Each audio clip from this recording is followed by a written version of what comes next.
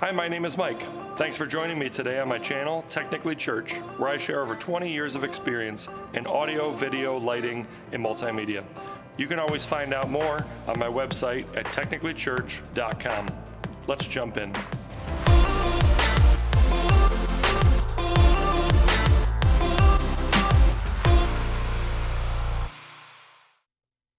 So I'm going to give you a quick overview of how we use pixel lighting on one of our stages.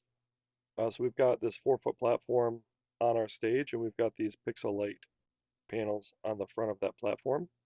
And then up above there, we've got some additional pixel light panels as well. So here's just a closer look at those pixel panels. We built these ourselves. I'll show you the back here in a minute. We just custom drilled all the holes using a CNC machine, just in a piece of wood, and then placed each of the pixels in each hole just to get that design. So here's the back of it using pixel lights from HolidayCoro.com. They're similar to Christmas lights, but they are DMX controllable. You have control over every single pixel light. Each takes 3 DMX channels. You get RGB full control over every light. And then they plug into the, I call it the brain, again from HolidayCoro.com. It's their AlphaPix brain unit. And so this has several things in it. It has circuit boards for outputs to the pixels, and then it has long range receivers as well. I'll put a link to the products that I'm using below the video. So here's a closer look of that upper pixel panel, very similar, just a slightly different shape we just have hanging there. So we can put different patterns and things on that. And then we do have this custom drum enclosure that we use. So our drums are in this enclosure, and at the very top, around the rim of that glass, on the inside, we do have a line of pixel tape, and that's also from HolidayCoro, and that is controllable as well in that pixel brain. So I'm going to take you back to our sound booth now and show you the control side of this. So we use software called Madmapper. I'll put a link to that below as well. Madmapper can be used for a variety of things. It's a projection mapping software, but you can add lighting fixtures and the pixel fixtures in there as well.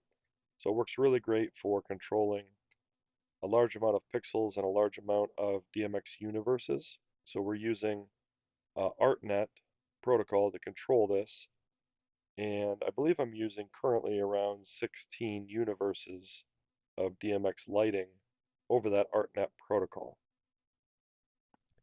So Madmapper works real great for that, and I'll just kind of show you that setup. So I've got Madmapper here running on this Mac Mini. This Mac Mini is connected to the ArtNet network, which is Ethernet protocol.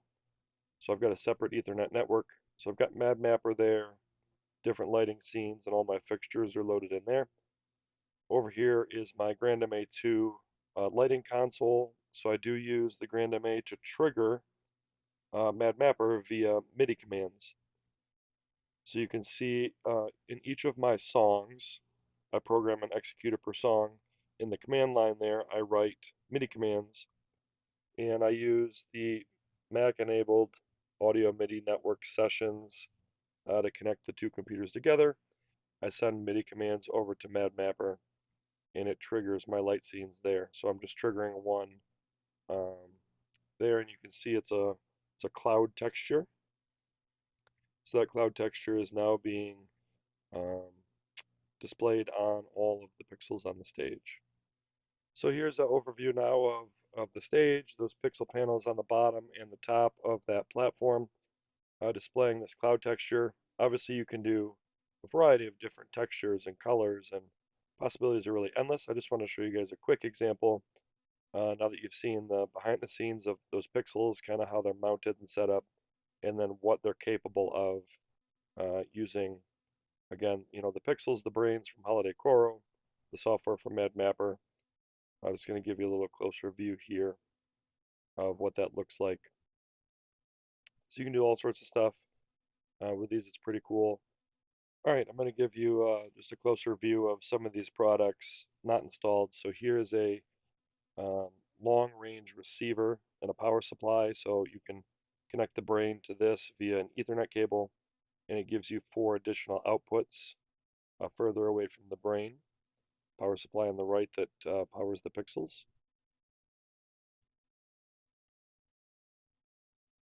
And then here's some, this is just some raw wire. You can use this for extending, the pixels from the lights. It's pretty simple to solder together. They sell the raw wire and they sell the connectors from the end. Just a 3-wire system, power and data. So we solder a lot of those together to make the cables long enough to make it to all the different pixels.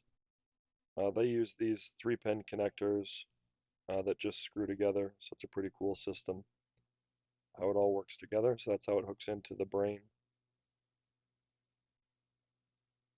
And then here's a couple examples of the lights. So this is the pixel tape with that 3-pin connector on the end. So they have 2 different versions of that with 2 different lighting configurations. They have this style light. I think they call it a bullet. So it's similar to a Christmas light look. That's what I have on my stage that I just showed you. So those are poking through that wood structure that we built. They also have these lay flat pixels. So these are better if you have limited space. They do, lay flat on the back versus the other ones are a lot thicker. And they do have these C9 bulb styles if you're looking for a bigger bulb like that that you want to hang and see the bulb.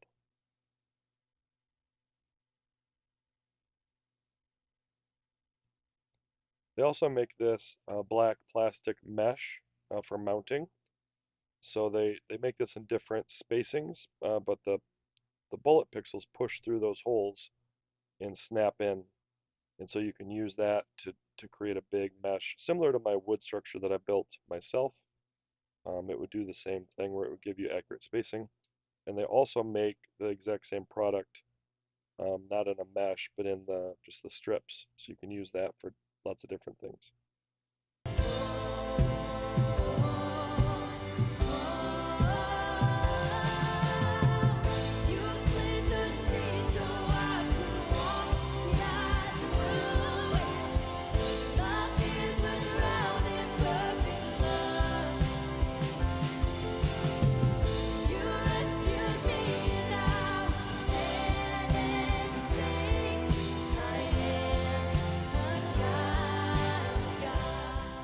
Thanks for joining me today. Again, my name is Mike. You can always find out more on my website, technicallychurch.com, or on my YouTube channel, Technically Church. Look forward to seeing you soon.